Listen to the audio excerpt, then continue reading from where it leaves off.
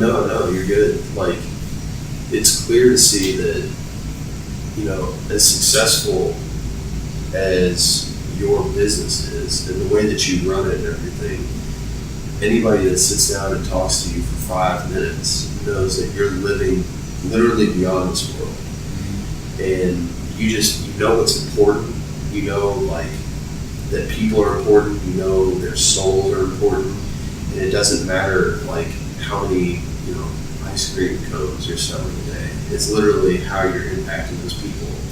And that transfers beyond business or, like, property or homes or anything in this world. Because, I mean, this is a vacation spot for my family. But the first time we came in here, my grandfather was like, yeah, we're coming in here from now on. Like we used to go to Pinocchio's and we're like, this is it now. No questions asked. Because it's just, I call it being a high caliber person. Like, you're just operating on a level that isn't trying to just get things done or get through the day. Yeah. And I think I was talking to Alex about this. There's something about, I think, when you have this almost like rock bottom point in your life where you are, it sucks, but you're stripped of everything that you're trying to tie yourself to in this world.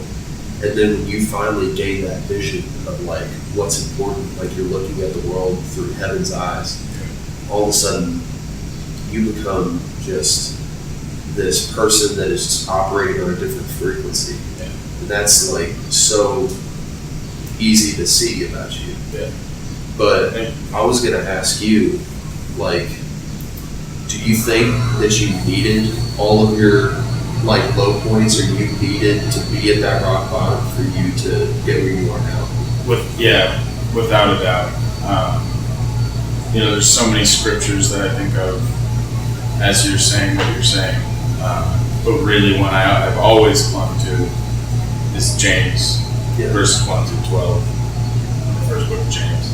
And it talks about our trials and tribulations producing endurance, right, so that we can continue on that. Yeah.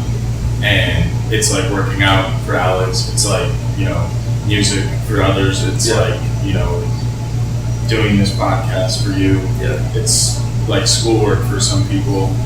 Without putting in the work, without sacrifice, there is no return on investment. For me as a businessman, that's why I like to think of it. Yeah. And so, being drugged through the mud, and this is the other thing.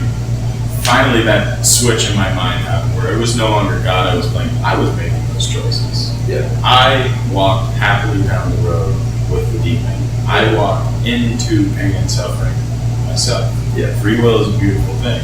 Yeah. Free will can be the worst detriment to us, and it can be our greatest blessing. And had I not gone through what I've gone through, and I said this off camera, but there's just certain things that I don't even like to still bring back up because God's taken them away from me. Yeah. It got really dark. And as the great Christopher Nolan said in Batman, the night is always darkest before the dawn. Right.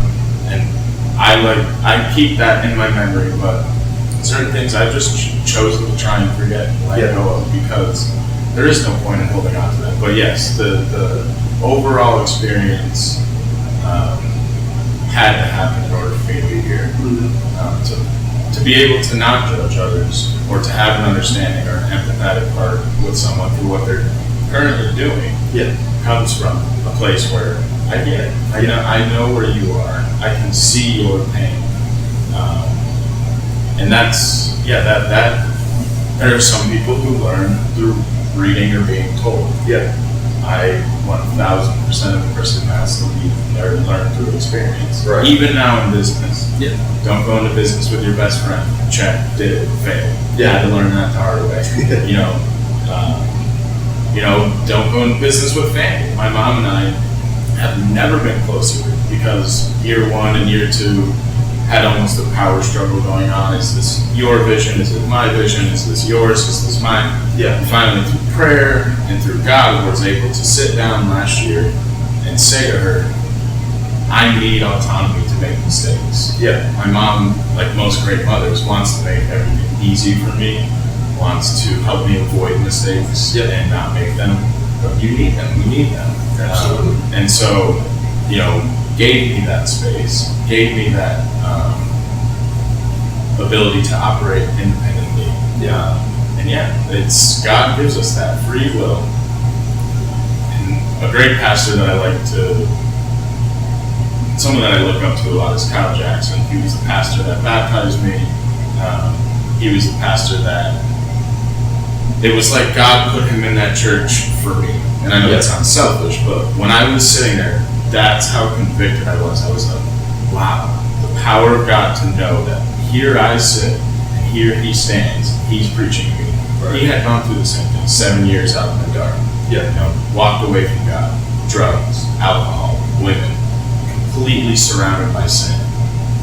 And there he was within a matter of, I think it had been 10 years, or 9, I think it was one of the Sundays he was sharing his testimony with us.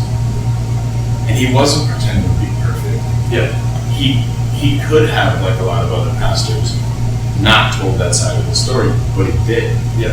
And it literally, I told my girlfriend at the time, it reached out to me. Didn't touch my heart, it grabbed my heart and pulled me in, literally. And he says, our greatest pain becomes our platform to teach and to interact with others. And your family, other families who come into business, the one thing they always say, and it's not a tribute to me, it's an tribute to God, because I rely on him. They say I'm consistent. They say they know what they can expect when they see me. And that's because of God. He gives me that because of where I'm from. Sometimes we don't go through things and people aren't able to speak your language, if that makes sense. Because of where I've been, I speak many languages. I don't speak all of them, I myself was never addicted to heroin. I never touched needles. So it'd be hard for me to minister to somebody who's in that arena. But a lot of the other arenas, I can step in confidently, look somebody in their face and say, I've been where you've been. Follow me. Come with me. And I've talked with a lot of pastors who say to me that I don't even realize the level of my blessings. It's hard to look at them as blessings at the time, but what I went through and where it's going to take me in my faith. And it's already started. Working with 15, 16, 17-year-old kids, watching their free will take over in their life. And it's a rush. We're both, we just came out of our early 20s. It's a rush to have free will. To know I can do exactly as I please. It's as dangerous as any drug out there. I can choose to stay up till 4 a.m. and be not productive at work the next day. Whatever it is. But had I not been where I've been, I wouldn't have perspective. And like I said, I speak many languages, I feel like now. I feel like the languages of the heart that God has taught me to understand all come directly from where I've been. I think anybody that gets